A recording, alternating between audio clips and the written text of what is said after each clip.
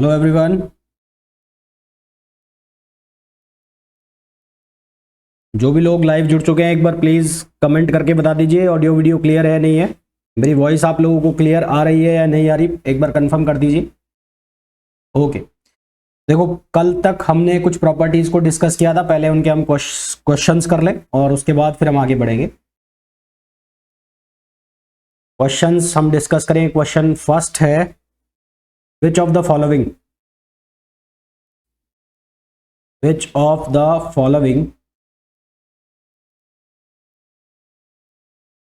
is an isotone which of the following is an isotone of Na23 nucleus? Which of the following is an isotone of Na23 nucleus? Option आपको given है। Option A है Na22, option B आपको given है Mg23, option C आपको given है Mg24 और option D आपको given है none. Which of the following is an isotone of Na? वो क्वेश्चन बेटा मेरे को तुम वापस भेज देना एक बार से, वो मेरे से डिलीट हो गया, एक बार वापस भेज देना मुझे, मैं करवा दूंगा उसको, बाद में करा दूंगा, भेज दूंगा सॉल्यूशन उसको। विच of the following is an isotone of Na23 nucleus? Na22, Mg23, Mg24 और नन। आइसोटोन मतलब जिसमें नंबर ऑफ न्यूट्रॉन सेम हो। तो इसके जो सोडियम है, सोडियम में नंबर ऑफ न्यूट्रॉन्स कितने होंगे? Na23। तो सोडियम का एटॉमिक नंबर कितना होगा? Z कितना होगा इसका? Z। सोडियम के लिए इसका एटॉमिक नंबर कितना होगा? 10 और 11। बताओ भाई, सोडियम के लिए इसका एटॉमिक नंबर कितना होगा? 10 होगा कि 11 होगा? 11 होगा। तो इसका न्यूट्रॉन नंबर कितना होगा? न्यूट्रॉन नंबर होगा 23 माइनस 11, ये हो गया 12। तो इसको इक्वल करो यहाँ Mg24। Mg के लिए इसका Z है 12, तो इसका नंबर ऑफ न्यूट्रॉन कितना हो जाएगा? 12 माइनस 12 कितना हो जाएगा? 12। तो हमारे पास इसका आंसर हो जाएगा Mg24। ठीक है, Mg24। Question number second question is which one of the following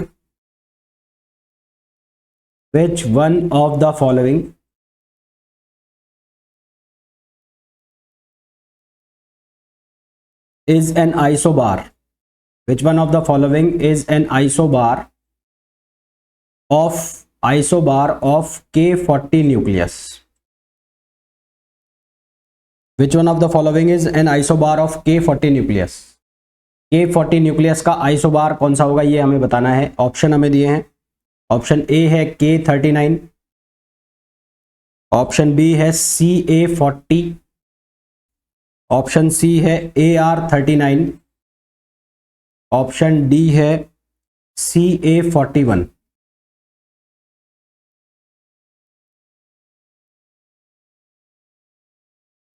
which one of the following is N isobar of K40 nucleus? Isobar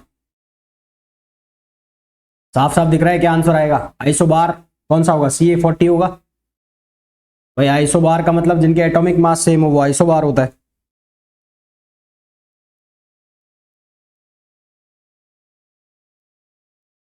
क्या ऑप्शन आ जाएगा? B.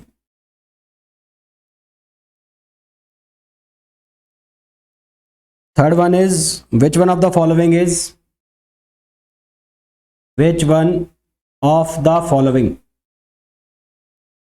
which one of the following is a mirror nuclei? Which one of the following is a mirror nuclei of C13 nucleus? C13 nucleus का mirror nuclei कौन सा होगा, ये हमें बताना है। ऑप्शन ए है B13, ऑप्शन बी है N14, ऑप्शन सी है C14 और ऑप्शन डी है N13। मिरर न्यूक्लियाई बताना है, मिरर न्यूक्लियाई। भाई मिरर न्यूक्लियाई का मतलब है जो आइसोबार्स भी होंगे, तो आइसोबार्स का मतलब इनके एटॉमिक मास सेम होने चाहिए, जो कि ऑप्शन बी और सी में तो है नहीं। या तो ऑप्शन ए आंसर है या ऑप्शन डी आंसर है। तो अगर मैं डी के साथ चेक करता हूं तो C13 ये हो गया, और इसका जो जेड है वो हो जाएगा 6, और नंबर ऑफ न्यूट्रॉन्स हो जाएंगे इसके 7। और अगर मैं चेक करता हूँ नाइट्रोजन नाइट्रोजन 13 को मैं चेक करता हूँ तो इसका जेड हो जाएगा 7 और इसके न्यूट्रॉन्स हो जाएंगे 6। तो ये आपस में इंटरचेंज है, तो इसका मतलब इसका आंसर डी बन रहा है, डी। और अगर बेरियम को चेक करें B13 को, तो इसका जेड है 5, ये तो होगा नहीं। इसका मतलब कौन सा आंसर आ गया? डी आंसर आ गया, डी। मिरर न्यूक्लियाई का मतलब है जिनके नंबर ऑफ न्यूट्रॉन और नंबर ऑफ प्रोटॉन इंटरचेंज हो आपस में, उनको हम मिरर न्यूक्लियाई बोलते हैं। तो यहां पर ऐसा कौन सा केस बन रहा है? यहां पर डी में केस बन रहा है, तो आंसर कौन सा आ जाएगा इसका? डी। नेक्स्ट क्वेश्चन पे आओ, question number 4। The nucleus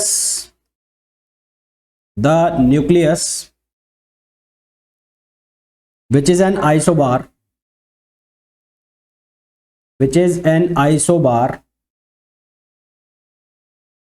of Cl35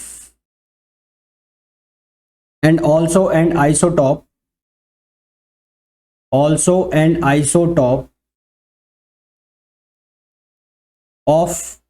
of 18Ar38. 18Ar38 has mass number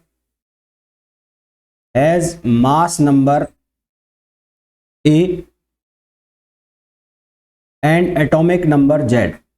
Mass number A and atomic number Z given by option A है A इक्वल्स टू 35 और Z equals to 18। Option B है A equals to 38 और Z equals to 17। Option C है A equals to 38 और Z equals to 18। और option D है A equals to 35 और Z equals to 17। बताओ क्या आंसर आएगा? The nucleus which is an isobar of Cl35। एक न्यूक्लियस है जो Cl35 का आइसोबार है और आइसोटॉप है A18Ar38 का। आइसोटॉप है 18Ar38 का।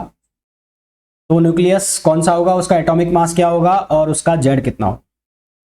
आइसोटॉप मतलब जिसके 18, तो जेड की वैल्यू 18 होनी चाहिए और एटॉमिक मास जिसका 35 होना चाहिए। तो कौन सा ऑप्शन आएगा? ए ऑप्शन दिख रहा है मेरे को, तो मेरे को इसका जो ऑप्शन नजर आ रहा है वो ए नजर आ रहा है। ए होगा ना, ए।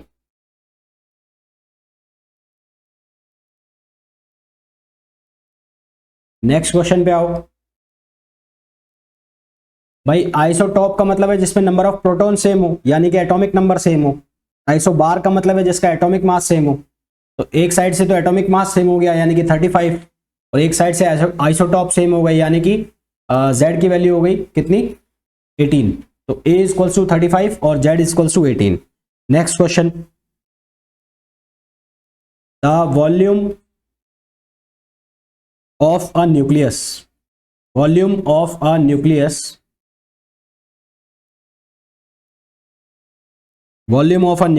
is proportional to। Volume of a nucleus is proportional to. Option A है एटॉमिक नंबर, ऑप्शन बी है मास नंबर,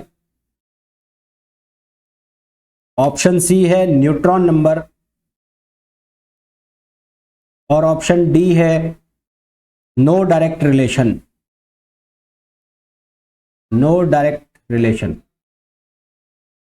क्या ऑप्शन आएगा? The volume of nucleus is proportional to. Nucleus का वॉल्यूम किसके प्रोपोर्शनल होता है? Option A atomic number, option B है mass number, option C है न्यूट्रॉन नंबर, ऑप्शन डी है no direct relation.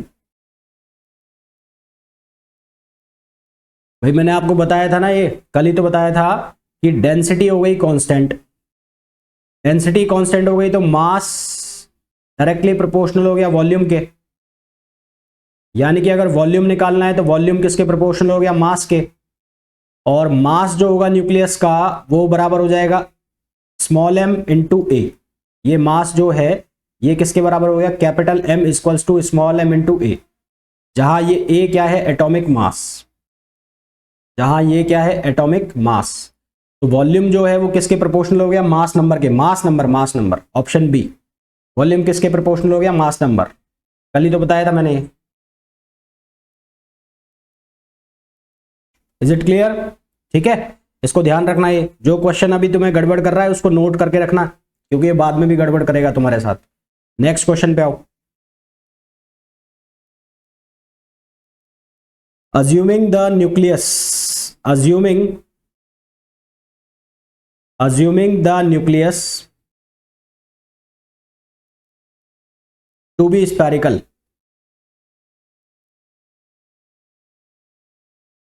the radius, assuming the nucleus to be spherical, the radius is proportional to,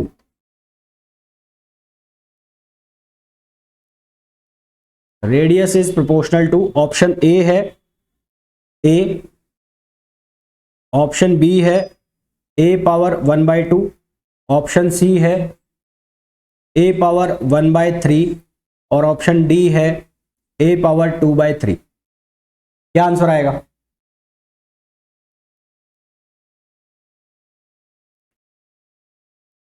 assuming the nucleus to be spherical, the radius is proportional to, option A है a, option B है a power 1/2, option C है a power 1/3, option D है a power 2/3। क्या answer आएगा?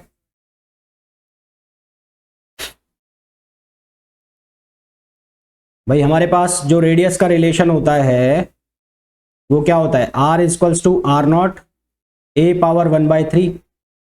तो यहां से r proportional to क्या दिख रहा है, a पावर 1/3, जो कि है option C, option C. Next question, question number 7, the order of magnitude, the order of magnitude of nuclear radius is, order of magnitude of nucleus radius is, option A है 1 Armstrong, option B है 1 picometre, option C है 0.1 picometre और option D है 1 फेंटोमीटर यानी कि 1 Fermi. क्या option आएगा? B कहां से आएगा बेटा, बी कहां से आएगा, सी आएगा, इसमें साफ साफ दिख रहा है, ये साफ साफ दिख रहा है आपको।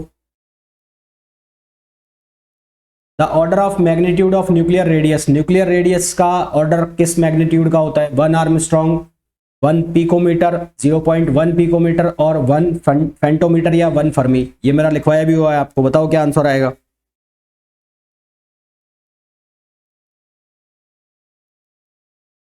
क्या आएगा? डी ऑप्शन आएगा इसका, D, 1 फेंटोमीटर।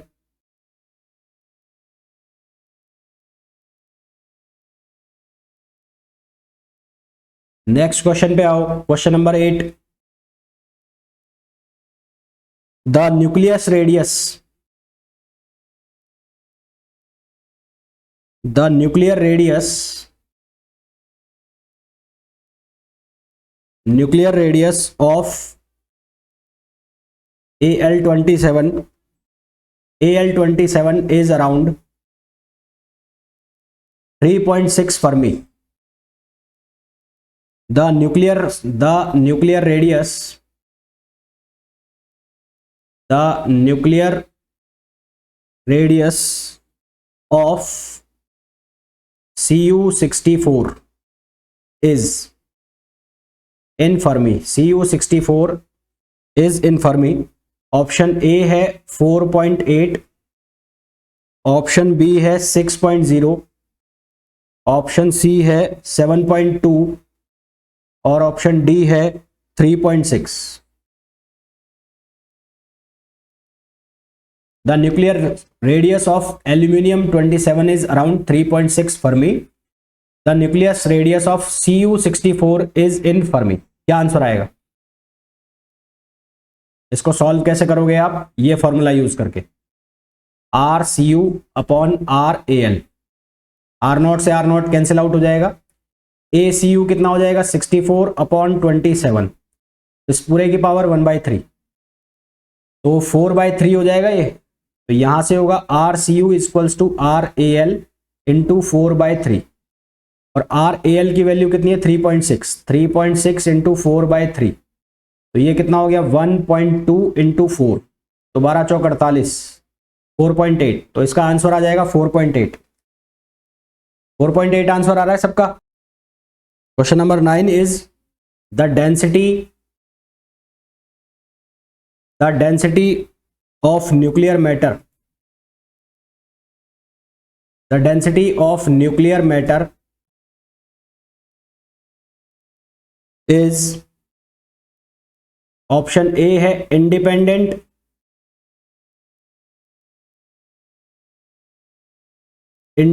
Of A, option B है proportional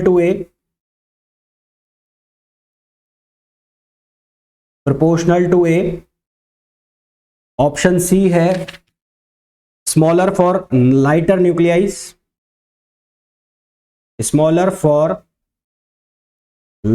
न्यूक्लियाइज, and larger for heavy nuclei, और ऑप्शन डी है डिफरेंट फॉर डिफरेंट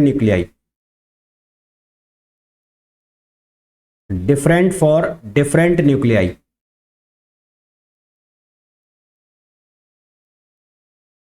क्या ऑप्शन आएगा बताओ? Question number 10, the order of magnitude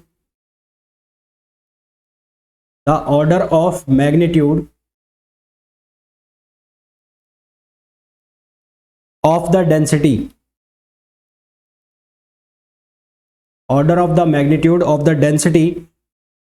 of nuclear matter is in kilogram पर metre cube. Option A है 10 power 10, option B है 10 power 15, option C है 10 power 19, और ऑप्शन डी है 10 पावर 17।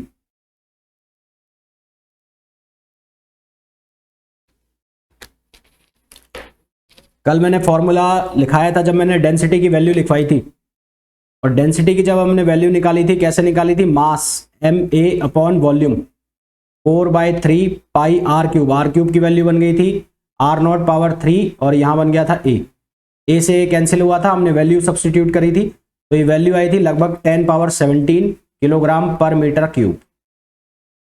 जब मैंने कहा था कि बहुत ज्यादा कंप्रेस्ड है, तो इसका मतलब जो डेंसिटी पास में होगी तो वो डेंसिटी कांस्टेंट रहेगी, कंप्रेस्ड स्टेट पे रहेगी, तो इसका ऑप्शन क्या आ जाएगा? डी आ जाएगा, डी। क्या ऑप्शन आ जाएगा इसका? डी आ जाएगा।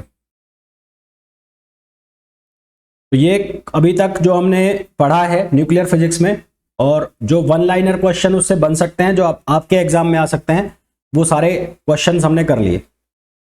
जो आपके एग्जाम में, यानी कि आप जो CUET PG का एग्जाम देने वाले हो, या किसी यूनिवर्सिटी का एंट्रेंस एग्जाम दोगे आप, जिसमें MSc एडमिशन आपको मिले, तो वहां पर जो आपसे न्यूक्लियर फिजिक्स से अभी तक जो हमने पढ़ा है, जितने भी क्वेश्चन पूछे जा सकते हैं, वो ये पॉसिबल क्वेश्चंस हैं। मतलब इस तरह के क्वेश्चंस आपसे पूछे जा सकते हैं, पुटअप हो सकते हैं।